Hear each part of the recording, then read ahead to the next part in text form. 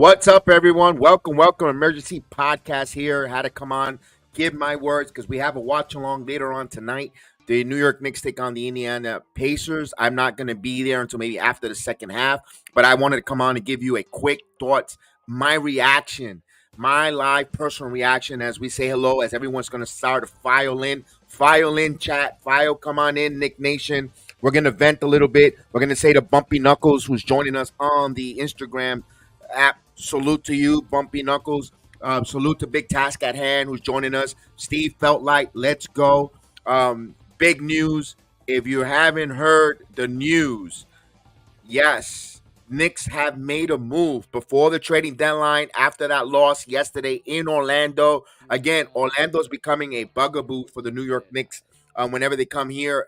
Besides that, I live here and I didn't go. But last time the Knicks played the Magics, that was that quickly. And Randall incident there, maybe something was rehashed or brought up. Let's go right into the nuts and bolts. The New York Knicks made a trade. They trade R.J. Barrett, Emmanuel quickly with Detroit's second-round pick to the Toronto Raptors in return for the New York Knicks, OG Anunoby, Precious Achua, Malachi Flint, where people want to know why. Of course, why? And I just sat there, and people are confused on what the Knicks are doing. And I thank you, Bumpy Knuckles says. Bumpy Knuckles, we highlight everyone's comment, but the Instagram comment section is not on that platform that I'm using, but we acknowledge you. So I want to say thank you. Keep the comments. I'll read them. Normally, I like to highlight you and put you on the score on the board. It's not because I'm ignoring it, because we don't have the technology of the platform to bring us up. Salute to you, Chris. I'm looking at this and I had a double take. I thought it was a ruse, a rub, a rib, a joke to see that, because one, it is not even, it's December 30th to make a trade for the Knicks. Uncharacteristics for the NBA, the way they operate, for a trade to be made like that. And I remember I was talking to Chris the Flash, who's joining me in the chat, by the way. Salute to you. I said, you know what? And I was nonchalant about it, Chris, when I said MLB, we were talking about baseball, though. They're on vacation. They're not going to be around. They're not going to talk about trades, free agency. Everyone's out with their family, out and about. I know that basketball is different because we see the general managers go with the team, and they're always going to pick up the phone, have that conversation. Damn, that caught me by surprise. Thank you. Appreciate that, Big Task. Keep talking to them. When I react and I saw that, short-term wise, I know this is not going to be the most popular opinion, but guys, it's my opinion. Chef Dan loves RJ Barrett. I love RJ Barrett. Whenever he scores, I get enthusiastic when I do the play-by-play and the watch-along. RJ Barrett, I'm going to miss that.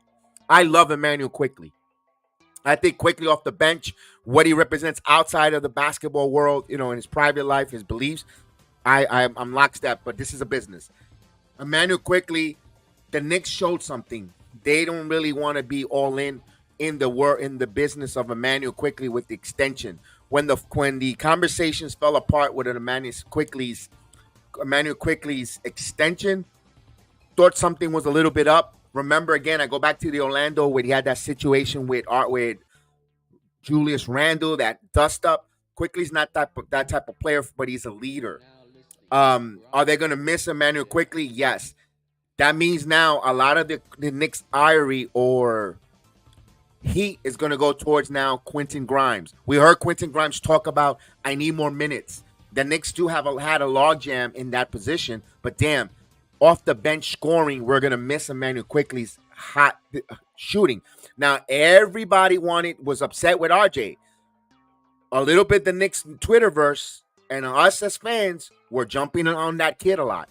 RJ, where it's getting toxic is that the front office moving RJ Barrett away because you're going to lose him with the social media firing, or because these guys, we know that these NBA players look at the social media accounts. You got Kevin Durant, who's super ultra sensitive, and how that affect him. Maybe they're doing RJ, you know what? We're going to send you back home to Canada. We're going to short term wise, build the team. Maybe they take a step offensively for the Knicks, but OG Anunoby, and I'm gonna put the graphic up. I like this move short term. I know you're gonna say I'm in the minority again because if you look at the numbers, but again, I don't like to do that NBA math numbers because sometimes the numbers could be deceiving. It could be in the games out of the proportion wise, and you get empty calorie stats. But a night in night out consistency, we know that RJ Barrett was inconsistent. He's a shooting guard who doesn't shoot that greatly.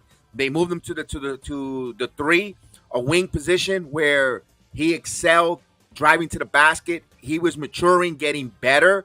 He's only 23 years old. I hate to say that him leave, but we're losing point wise totals here. You look at the number of points per game. Barrett 18.2, which we thought by the end of the year he probably was going to average over 21 points a game, in my opinion. That's the hot commodity that went to Toronto, in my opinion, because I think Emmanuel quickly probably gets moved by Toronto again. I think Emmanuel quickly gets moved and shipped. Now, if the Knicks really was enamored with Emmanuel quickly, you could re-sign him at the end of the year. You don't have your bird rights, where of course he's a restricted free agent. You're not going to have his rights, but you're going to have to pay above and beyond if you want to bring quickly back if he's really missed. That second round pick is not a first round pick. They didn't, and I see all over Twitter says Knicks got fleeced. I don't think the Knicks got fleeced, guys. I mean, let me get some comments. Let me read some more of the comments. I think OG Anunoby plays defense. He is a two-way player. OG Anunoby is a two-way player who fits the current coach. Remember, also think about it, short-term wise. Tom Thibodeau is in year 3 of a 4-year deal. Hasn't been extended. They're going to make a decision if they continue him as a head coach this season, extend him, or part ways and pay him that 1 year just because they're not going to bring him back on a lame dunk coach situation when it comes to Tom Thibodeau. Also, there is a little heat on Leon Rose, stockpiling picks, not making moves, falling short, not getting this guy, not getting that guy. Then, we see all the memes of him sleeping on the wheel. He's not doing anything. The guy did something, and now everybody is up in arms with what he made. Burning, I'm not disappointed. Wanted Anunoby. Another Obi. Anunoby, yeah, you got it. Hey, I love that one. Hitting the hearts of the Jedi 2 season ago. Or IQ will be missed somewhat more than RJ. I know one guy that's going to be happy. Our resident GM, Knicks 100 AGM, is probably throwing a party right now that Quickly's gone. So he cannot attack Quickly. He always puts out the shortcomings of Emmanuel Quickly, so he'll probably be happy on the chat. And somewhat of RJ, I never felt RNJ was a number 3 pick. He never, and they didn't get rid of the first rounders. Vernon, you're right.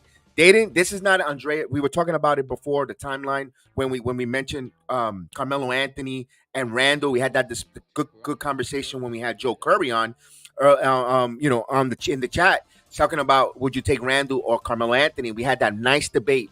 And I kept saying, as long as the front office doesn't make a stupid move with the Toronto Raptors for Andrea Bargnani, I hope this doesn't bite them in the butt. And again, who are they trading with? Toronto again. And I know us as Knicks fans think we're going to get fleeced. No trade will be ever satisfied for Knicks verse because you think we're going to get fleeced. We gave up too much. But I think a move that we had to make, guys. We had to make this move. I hate to see RJ go because he's the one that broke the Charlie Ward curse, re-signed, won on our own, drafted where he drafted, but he never lived up to that expectation of carrying a franchise. The way of John Morant, despite of all his legal issues or his in the head situation with the guns and all that, he still is a franchise cornerstone that they're building off. You could debate that about Zion Williamson if he doesn't eat himself out of the league, but when he is in shape and when he's playing, he could take over a game, a franchise type of cornerstone where we're wondering if RJ is or isn't. So if you have that question year 3 to 4 with RJ Barrett, yes, he's 23 years old. But normally, if you could play ball, you play ball. If you're a franchise player, you know that. Oddly enough, he was not going to make an all-star team. OG Anunoby is a borderline all-star who two-way player, what Tom Thibodeau wants, will play on the defensive end and will go right into that small forward position. It's a tough one, but I like what the other pieces that came back in that trade. Oddly enough, when Knicks traded Dave DeBusschere, it was December, and we know what it turned out to improve their defense and their winning championship. Steve, maybe that history tends to repeat itself. Hopefully, but also I give you the other side, the Andrea Bagnani. History tends to repeat itself. It didn't happen around the same time. I got it, but those type of trades, hopefully, does it helps galvanize the team. The Knicks got Precious Achua back. You could slide Precious as a backup power forward. If when Jericho Sims returned, you have Taj, you have Jericho, Taj, and Hartenstein. Precious could come off the bench as your backup power forward. Also, could slide at some center position depending on the favorable matchups, where you could play a little more quicker, more elusive. The one thing that we're not breaking up is the Villanova connection Wildcats out there with Brunson, DiVincenzo, and Hart. That's something because Hart could rebound. Now, if you put a Choa in there who's more agile, more versatile, you'll probably play the center position. They're moving quicker. Choa, when he plays, at least with the Knicks, he is very lively on the rebounding, on the defensive end. Maybe this is something, again, short term, it will work for the Knicks. I don't know, long term. OG is going to be a free agent at the end of the year. They have their rights. They could extend them. So a player that they wanted to get, who thought about and inquired before. I think this is going to lead to other moves, ladies and gentlemen. Knicks acquired needs. Yes, they acquired position and need. You saw last night how the Magics with their forwards and their center pretty much push the Knicks around with the rebounding. You need those guys like a Choa to go in there and just be a catalyst, keeping balls alive, along with Hartenstein. We know Hartenstein's going to give you, but him alone can't. And God bless Todd Gibson. You could play Gibson in a 10-minute row, and it will give you. Won't hurt the team. Gibson doesn't hurt the team on the floor, but in short spurts. You got to have Precious Achua until Jericho Sims returns.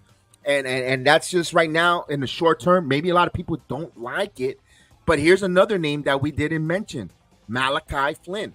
I guess we know Malachi's fall out of the favor, out of rotation there. You bring him here. He's a point guard. Just in case. This is a just in case something, God forbid, happens to Brunson. They also saw something. The Knicks front office, you saw Tom Thibodeau yesterday storm the hell out of the press conference, upset at how physical and how they were playing his point guard. I'm not saying, thank God he isn't injured, but those bruises and bumps and bruises, aches and pains are going to catch up eventually to your point guard later down the road. You want to have a backup point guard. I know and especially losing Quickly. Let's face it, Quickly wasn't that type of point guard that we wanted. Where Malachi Flynn, who has been there as a backup point guard, we've seen what he could do. Part of a championship team as well. He knows his role. He's not going to be asked to score. He's asked to facilitate, get guys going in the pick and roll, move around, and when the three is open, nail it. And I think that fits the Knicks kind of offense as a backup. I'm not saying he's going to play major minutes because we know Malachi's not going to close out the games with the Knicks. We know who Thibodeau's close lineup is. And RJ, again, wasn't part of the closeout of the Knicks. Final 5 minutes or 3 minutes when the Knicks want to close out a game, sometimes Barrett wasn't on the floor, depending on the night he was having. So, OG is going to be on that closing part because he plays a hell of a defensive play. He shoots 37.7% career-wise from three-point land. That's right there, average with NBA. That's career stats. He's having a down year for Toronto, especially on a walk year, but he wanted to be the main focal point of the offense there in Toronto. Toronto's in a transition state. I always tell people, and you know that, guys, nothing motivates an NBA player more when they're about to get that transition or that generational changing wealth. They always play a little bit above and beyond their career stats. They get going. You bring OG in New York, where right now, if the Knicks continue to hold, they will make the playoffs. Hopefully, they don't go in a tailspin, getting acclimated, and they fall behind where they got to be climbing up all season, where they got to play in tournament because that's the only thing they can really reach. Hopefully not. Hopefully, right now they're sitting 6th, 7th in the Eastern Conference with a game against Indiana as we speak. Later on, they're going to tip off in a couple hours.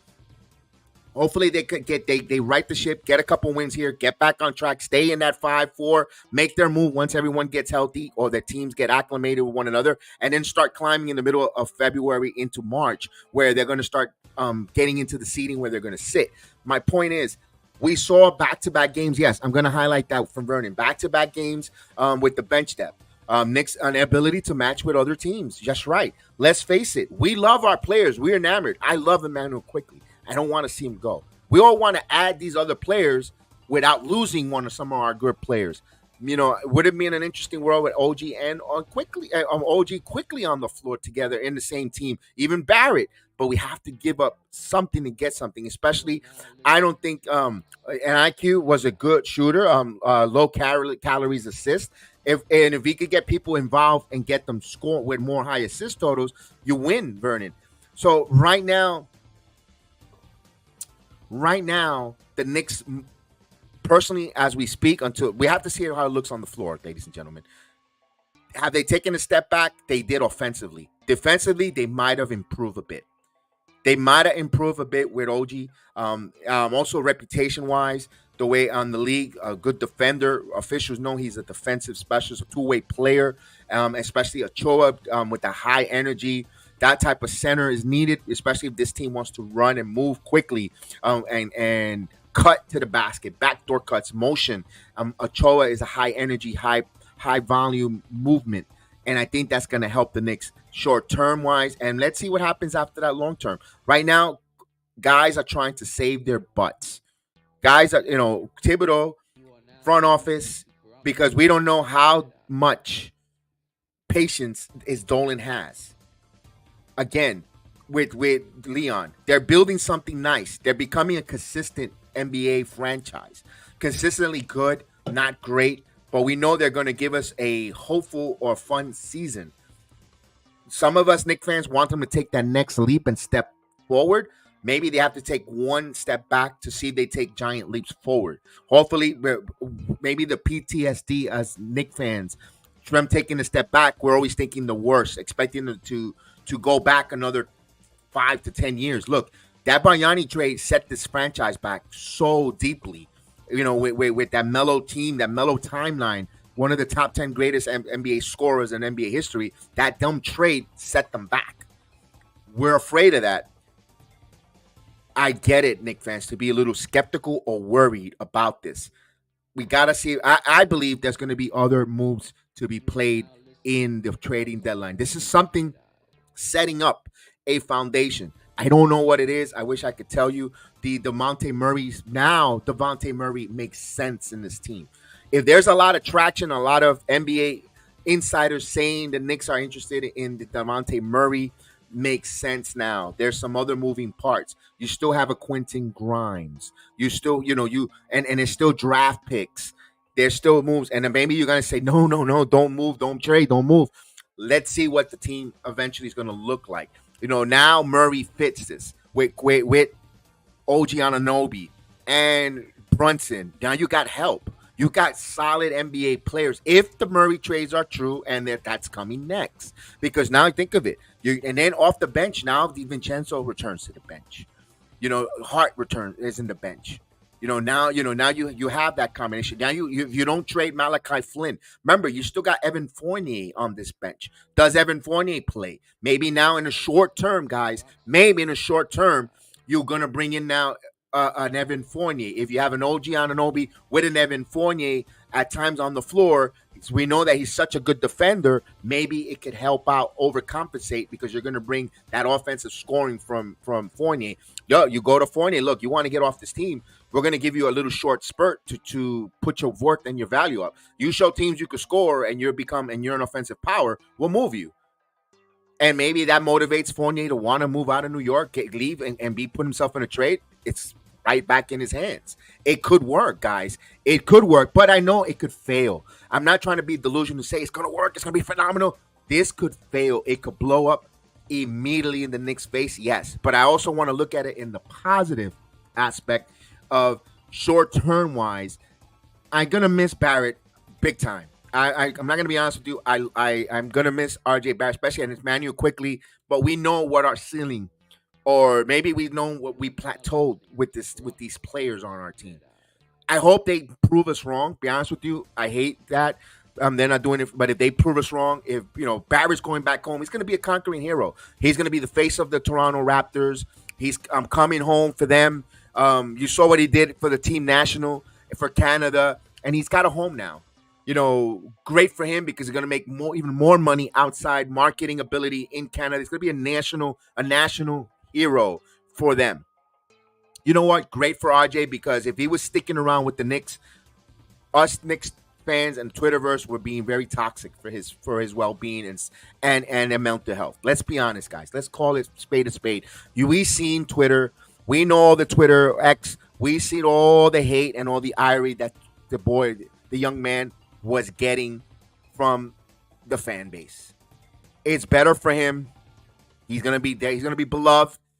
I hate to say that, but you know what? We're getting a two-way player. Let's go. Yeah, here we go. Big task. I feel so horrible about this, but it's the right move for both sides. It is.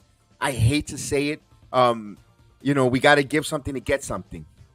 And damn, I trust me, big task. I feel your sentiment. I wanted to see RJ Barrett hoist that Larry O'Brien trophy because he's our draft pick.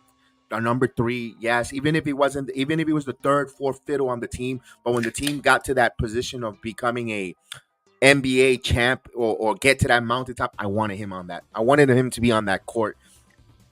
But if this is a something what to come, things happen for. I'm one of those type of person. Things happen for a good reason. Even if at the moment it's the worst thing that can happen in your life, things happen for a good reason. Let's see what it did. Let's see.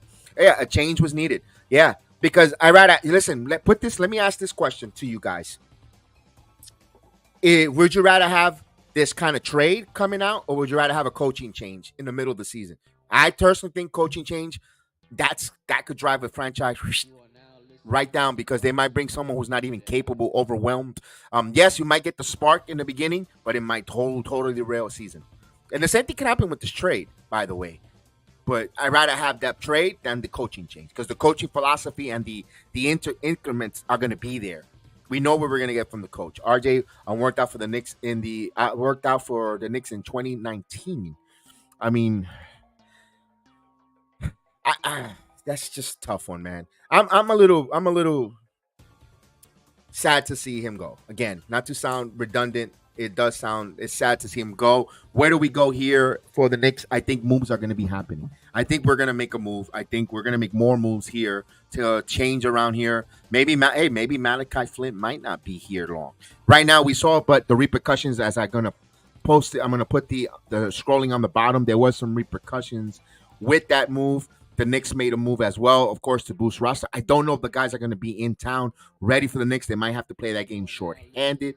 Of course, that's the trade there. Malachi Flint coming also with Precious Achiuwa, RJ Barrett, Emmanuel Quickly, 1 second round pick. That's the wrap. That's the Pistons second round pick will be like in like a 34, 35. We were talking about that earlier too. But the Knicks waived swingman Jaquan Jeffries to create a roster spot for that trade. So no longer Jeffries part of the team. And of course, it wasn't going to get any significant playing time either for the Knicks. So of course, you're going to see the trade information being scrolled underneath. Man, this is a crazy one. Here we go. Tibbs makes me angry a lot of times, but I don't want Tibbs to leave at all. Yeah, because he's brought stability, big task. And let's face it. Let me ask this question. Let's say they don't make a move. They draft that 34th or 33rd pick from the Pistons. He's not going to get playing time in 2024-25 season. He's not going to get playing time. We might get someone good. Yes. We might get someone who's just fell out of the first round pick, who has a chip on the shoulder, who could turn out to be another Jokic. You never know. I know never, but that's a big what if. You're moving players here that you need to fit the bill of the Knicks currently right now. We needed size. We needed point guard. We needed a backup point guard just in case. Even I know we have Richard Diacono, but would you rather have someone who's been in the NBA Finals, who played like a Malachi Flint, who's still young, by the way, and on this roster Yes, I know Diacono knows the system, knows everything, but he doesn't have the pedigree as a Malachi Flynn, regardless of the fact that he's in the deep bench. Also, Ochoa, who could play, you could slide him at the center position also in limited time, and your backup power forward when Sims returns. It's a really good one. If he does leave, I hope Kenny Atkins. Yeah, but we have right now, unless if this goes haywire, Vernon. And if it does go bad with this trade, we're talking about a new general manager, a new team president. We're even talking about a new coach. This is the type of trade, and I think that's why there's going to be more moves from this front office. Because if they do this, let me ask this here: not seeing it, how they play, how they mesh, how they gel, how far this team right now on paper you think is going? No Quickly, no Barrett, but you're getting OG Anunoby and you're getting Precious and Malachi with this current roster, and you see what the current roster is playing, and if they plug in the deficiency, how far you think this team is getting right now? Me personally, they're going in the same place. I mean, is this is another way of getting to the same point that you want GPS wise? They're getting better and things and so forth. That's why I think another trade is coming because I think they'll get to the second round. I think this is a second round team with this trade. Does it take you to the level that we want the Knicks conference finals? Unless if OG Anunoby totally takes over a series in the postseason, which that could happen too. He could just because he's also looking for that career money, and he just becomes a nonstop playoff player where it might not be enough to get them to the conference final, but they could be on the brink of getting to the conference final, not losing in five. Second round exit. Yeah, that's exactly what. And I think this team, if they would have not made the trade, could have been a second round appearance, second round exit, and it all depend on the matchups in the first round. If they were a 6-1, if they were in the 6 seed, or they in the play-in 8-1 or 6-3, they had to be somewhere in the 4 and 5 if they wanted to go to that second round. That was my point, guys. This team got and improved. They had sample size too, ladies and gentlemen. They saw a sample size. They haven't beaten the Bucks except for Christmas. That was a big one. Okay, they beat the Bucks in a Christmas and inspired performance, but you saw the deficiencies in every three of the games that the Knicks played the Bucks. We also saw that with the Celtics. That they lost two already with the Celtics. We see things here that their sample size against top echelons teams that they say, we got to change something because we could beat the teams below us. We have enough, but we don't have enough to compete with those top heavy Eastern Conference foes. They had to make a move. They had to take a gamble. That's why I kind of understand why they made the move, guys. I mean, what's your thoughts here? I'm going to stay for another 10, 15 more minutes because I have another stream coming on later. I have to prepare. And then we got the Knick game later tonight. Chef Dan will start that stream first. I'll come in later because I have a live football show that we do every Saturday that I couldn't get out of. And then I'll be on afterwards around halftime with Chef Dan. He'll start that Knicks watch along as well. But we got a couple more minutes. We'll do this to wrap up this emergency podcast. Give me my reactions, my thoughts. Again, to rehash again, I think the Knicks will be making more moves. I believe the shooting guard might be something there with the Murrays. You keep an eye on all the other names out there. Everyone's looking into the Phoenix Suns. That's another team that also Golden State. Keep an eye on those. The only negative about seeing Barrett goes, that was a nice chip that you could have sent out west to a Golden State if that was available, if the player that I thought was going to be available, but you never know, maybe not, maybe so. There's a lot of different things here. And also, yes, Big Taz, beautiful point there.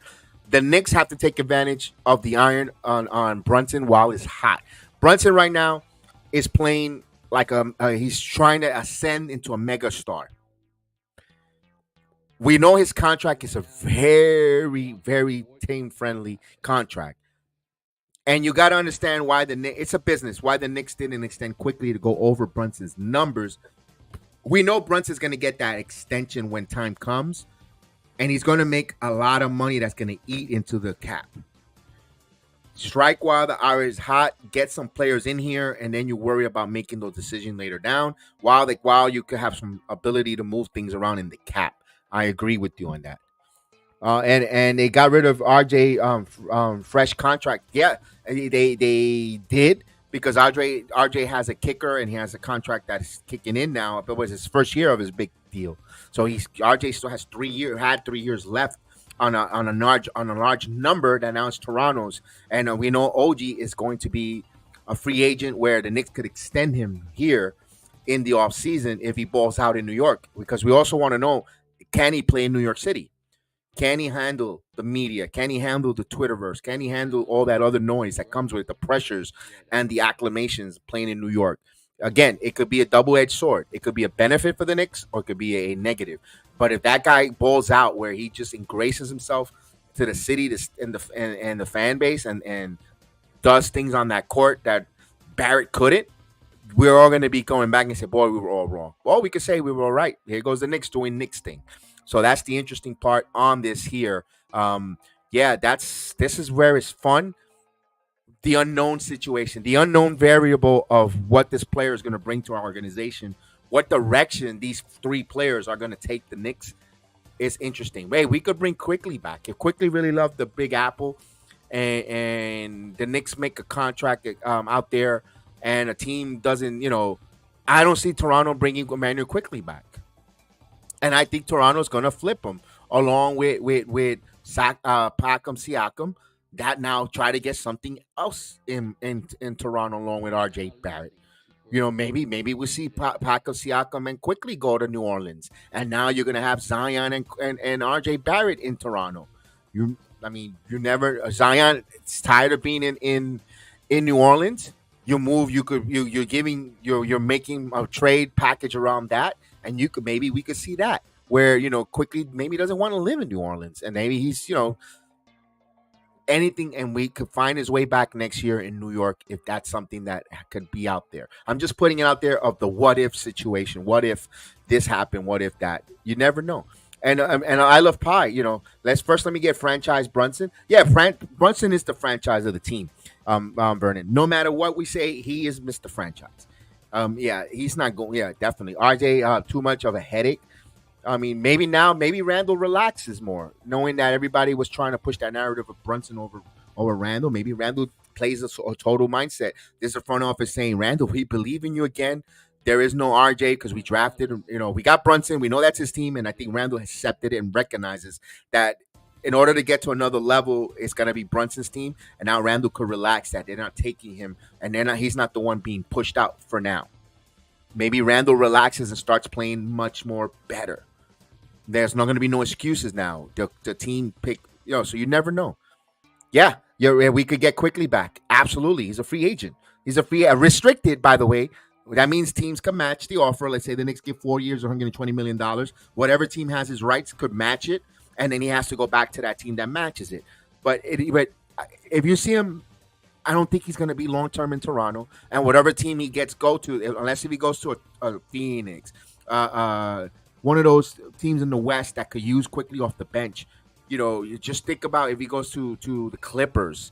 My goodness, him off the bench with that firepower. That's a dangerous. Teams are going to inquire about him quickly to see how much Toronto really wants to keep the kid around and find out through his agents if the kid wants to live in Toronto long-term wise. See if he sees himself living there for 4 years. If he signs a contract with Toronto, that's going to be all interesting. That's all going to come out here until the end of the year. All the back channels. So it'd be interesting for the Knicks. As us Knicks fans, I don't think we've seen the end of quickly. Maybe, I was going to say Kuzman or a move down to Washington for quickly, but they got Barrett now. They have Scotty Barnes. They got some building pieces there. They got, they've got something built for Toronto-wise. Siakam, they've got to mind a little big three with guys that are a little underachieving with Siakam's team there. In Toronto, that's an interesting dynamic there for them. With Barrett now slides in there. The Barrett slides does the three, or do you go for Scotty Barnes? That's going to be interesting for Toronto, but that's their issue right now. But I want to leave it here because, of course, we're going to be going on tonight. We'll continue the conversation tonight at the watch along. Don't forget to join us on the watch along. Oh my God. the Toppin Menace. Of course, I named it the Toppin Menace as the Phantom Menace from Star Wars Episode 1. Our first meeting against Obi Toppin. I'm going to be there after. I'm going to try to wrap up my commitment and get there because I want to enjoy the whole game with Obi Toppin, seeing him against the Knicks tonight. Another game that we're going to be shorthanded. But I think the Knicks have to give a spirited effort. I believe, with Brunson and Randall, I believe they're going to try to put a two-man game. It's going to be interesting there. It's going to be fun, and I can't wait to watch that. So join us later on this evening. We're going to do the watch along. Please share it. Please share the video on your socials so we get more Knicks fans to watch along with us and have fun and continue to have that good banter. You guys have been doing a phenomenal job. Yo, I appreciate seeing you guys jump on me on this emergency. It really makes me feel really satisfied and appreciative. Everyone getting on with us. Really enjoy, man. You guys are awesome. Rock. Chef Dan is working. We'll he's gonna have the first few minutes of his thoughts on the trade because I'm not gonna be there, so the floor is gonna be his. You're gonna hear his perspective, his point. I kind of wanted to do it with him, but I know he's working, and I don't want to come in while in the middle of a game and then take it away from the game, giving my thoughts. So that's why I did the emergency pod. But yo, we'll see you later on tonight. We'll definitely be on. I cannot wait to see you guys. May the sports be with you. We'll see you. Let's go Knicks first and foremost. Don't forget that like button. We'll see you next time. Peace out, guys.